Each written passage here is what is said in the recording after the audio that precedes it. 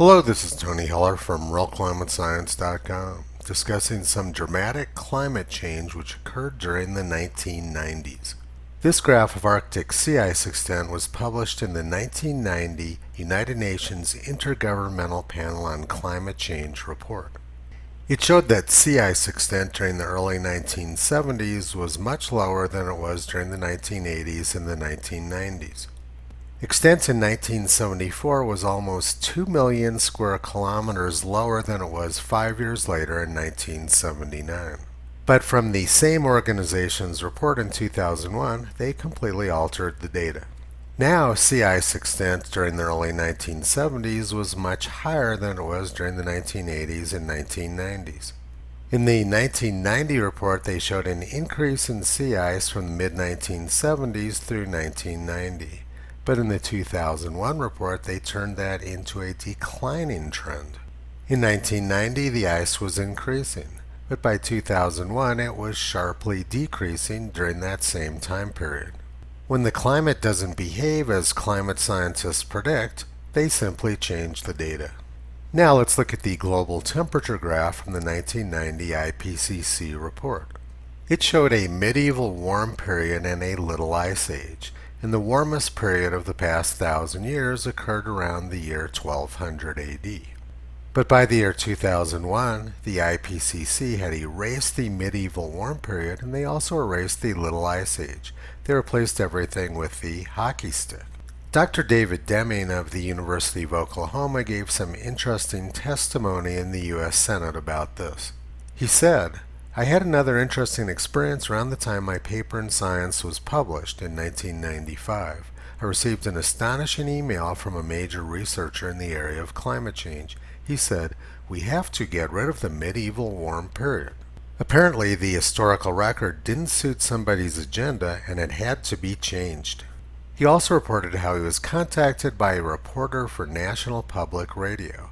He offered to interview me, but only if I would state that the warming was due to human activity. When I refused to do so, he hung up on me. NPR didn't want to talk to any scientists who refused to blame climate change on humans. But here's another article which National Public Radio did print. It was NASA's James Hansen who started the global warming scare before Congress in 1988 and is the most widely interviewed scientist in the world, complaining about how he was being censored. Some impressive Orwellian reporting by National Public Radio. And here's some more dramatic climate change which occurred during the 1990s. This was the front page of the New York Times on January 26, 1989. U.S. data since 1895 failed to show warming trend. And as of 1999, NASA showed that the U.S. cooled quite a bit from the 1930s through the end of the 20th century. But since then, NASA has changed that data to turn this cooling trend into a warming trend.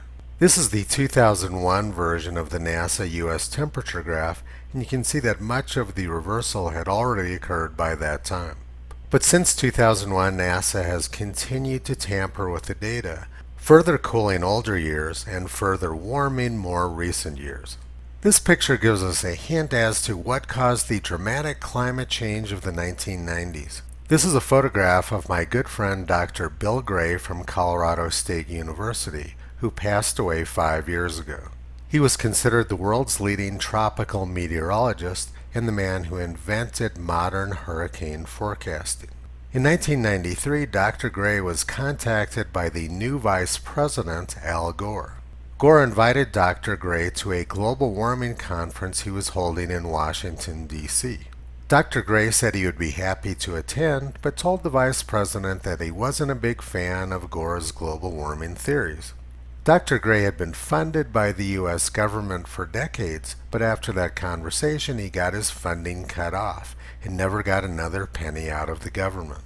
Dr. Gray was a man of exceptional intelligence, integrity, and character. He never gave in to Al Gore's blackmail, but almost everyone else in academic climate science did.